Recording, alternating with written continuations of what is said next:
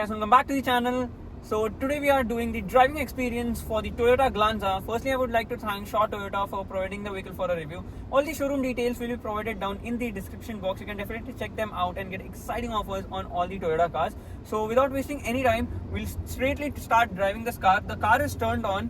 We will get into first gear, handbrake down, and we'll give a indicator, and here we go. I'm not going to launch this car because I'll tell we are in heavy traffic over here currently, so we will just handle this car beautifully. And okay, so let me just quickly talk that what does it powers. Like it is powered with a 1.2 liter K series engine, and it produces 88 bhp of power and 113 Nm of torque, which is kind of decent against the size of the car. And the engine is straightforwardly carry forward from the Maruti Suzuki Baleno. This is again a rebadged Maruti Suzuki Baleno, definitely, and that's not bad. And you can see the differences in the interior. The interior color has been played very wonderfully well over here, so which makes me talk about the driving experience of the car. We'll firstly start off with the steering wheel. So the steering wheel is on a lighter side in the city, and on highway it somehow loses the feel and the feedback too, which is kind of disappointing over here. After like 100 kilometers, it is like very difficult, or kind of it loses grip. Like not loses grip, but yeah, it is a bit difficult to control after 100 kilometers per hour. That's the maximum limit that you can push this car to, and which makes me talk about the engine. So the engine is decently powered. The initial pickup or the initial range is very peppy and very smooth, but after mid-range the engine kind of flattens out, and in top end the engine is completely flat.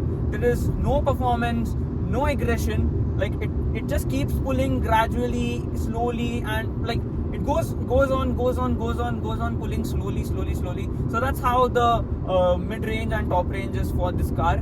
Basically, this is meant to drive in city, and this is a city car, and it is not meant to be driven on highway. I have driven this car on highway, and I have not crossed 100 kilometers because I couldn't get the kind of confidence I wanted after 100 kilometers. So I just kept it around 100 kilometers. The most interesting bit is that the engine is calibrated to extract more fuel efficient, or to be more fuel efficient, and it is not based, or it is not designed to extract more power and more horses from this engine. That's the main key feature of the Maruti Suzuki engine, and somehow they manage it to they somehow manage to get the best out of it, like the best fuel efficiency out of it. The claimed average is around 22 kmpl, and I have received maximum of around 17 kmpl. Currently I'm getting around 11.8 because I was driving it in very bumper to bumper traffic. Like I was standing in the same position for over 1 hour, so the average definitely dropped down a bit.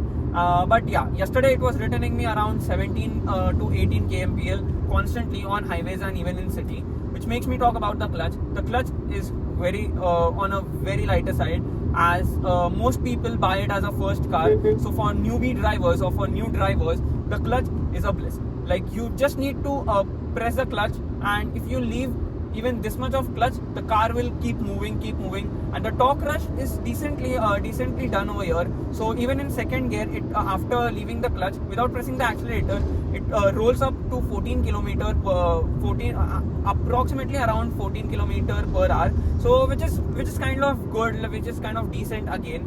And it is paired with two transmission options. So the first is the 5-speed manual, and the second is the AMT. Yeah, that's the automatic.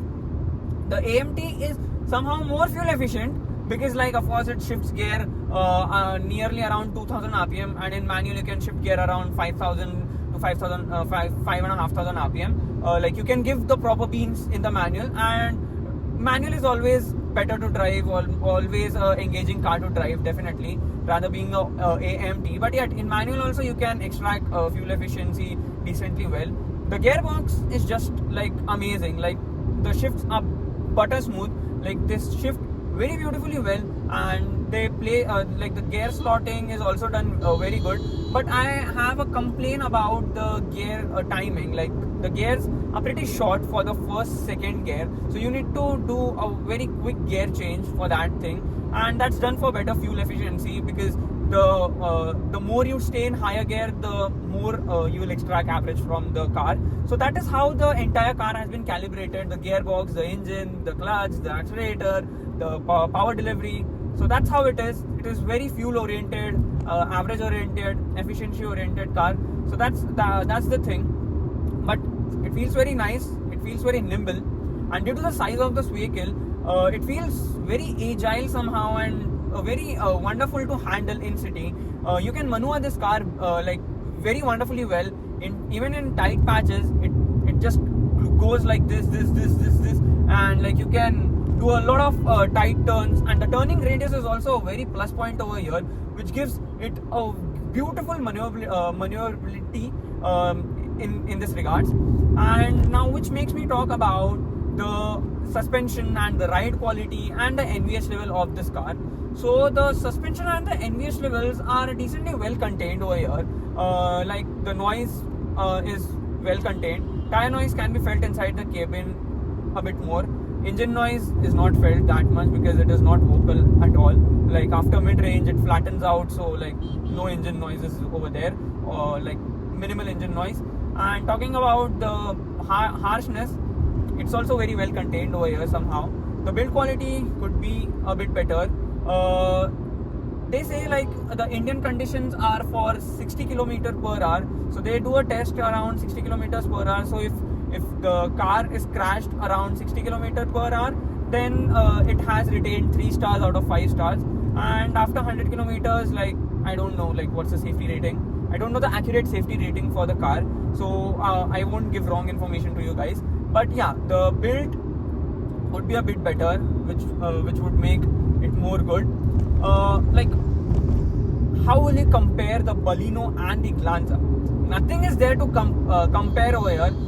Service experience is what I can think that is a bit different. Like if you go for Toyota, the service experience would be a bit more efficient, more faster, more good, and like the parts and all are like they are coming from the same background or from the same place for the Suzuki and even for the Toyota. So cost difference won't play a role over here itself.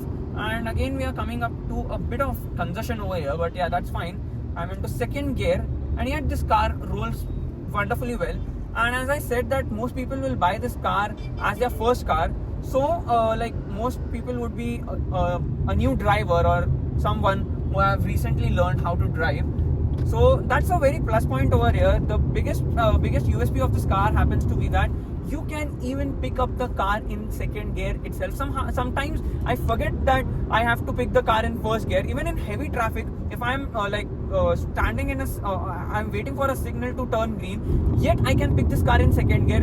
That's the level of tractability that this car offers, and which is something very unique and very wonderful features they have offered. And again, at this price point, in this segment and at this price point, the 10 lakh bracket, you get an auto dimming rear view mirror.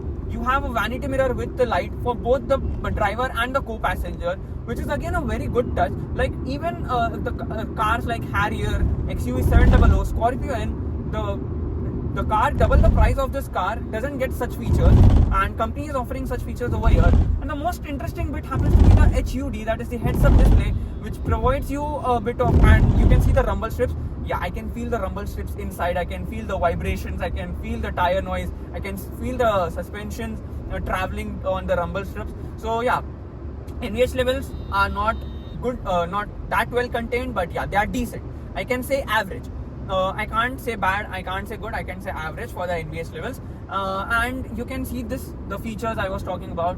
It is just amazing. And if you are looking to buy a car in this bracket or in this segment, it basically competes with the Baleno, it competes with the Hyundai i20, and if you want to get a smaller hatchback, then the Tata Tiago is an option. But yeah, that's a smaller hatchback, and like you don't get that amount of space. But yeah, the cabin somehow feels very spacious over here.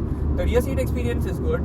You don't get leatherette seats, you have fabric seats on offer, which is again okay. Like in the top model at least we could have the leatherette upholstery, but yeah, that's not an issue. The seats are very comfortable and cushiony. The AC is on a chiller side. It feels very good. The ride quality on highway feels a bit clumsy, not that confident, but yeah, it does the job done. But most probably people won't take this car on highway, like a few weekend gateways, what I think, but not major highway drivings would be done by this car. City drivings are just amazing, like due to the light steering wheel, due to the light clutch, and the beautiful 5-speed manual gearbox, like the smooth manual gearbox. It just becomes very easy to drive this car, and even a beginner can drive this car very easily. That's how it is designed. And talking about the ergonomics, like Maruti Suzuki has always been on point, always been on top notch about being about designing the ergonomics, and they are very driver oriented, very easy. If I want to adjust this seat in this vehicle, I can do it effortlessly without any hindrance, without any disturbance, without any like ऐसे नहीं लगता है कि अटक रहा है, कुछ हो रहा है. So yeah, that can be done decently well again. And then what we can do is that the steering is adjustable for height too, so we can even adjust the steering like while driving the car. I'll just show you this, so you can see I can adjust this. It's that easy. I literally am driving the car on the highway. I'm driving it around 60 kilometers per hour, yet I can do all this. So that's the level of ergonomics that this car offers, which is again a very good touch. And if you are someone who are looking forward to get your first car, and you want something that is efficient, that is reliable, that is a bit frugal, then you can definitely opt for this. And if you're looking forward for the performance, or you need something that can guzzle up all the petrol and like give you plenty amount of performance, then you can go for the i20 and even the i20 N line. And the N line is also offered with a 6-speed manual, which is again a very good touch, so you can go with that too. And Baleno is also on offer. So yeah, what's the major difference over here? Which car should you pick? It's that whichever dealership is nearest to you, you can go, because both the cars are on the same platform, both the cars feel the same, they drive the same, just the service experience. If you want an enhanced service experience, you can definitely opt for the Toyota Glanza. If you like, and that's it. Like whichever brand you should buy.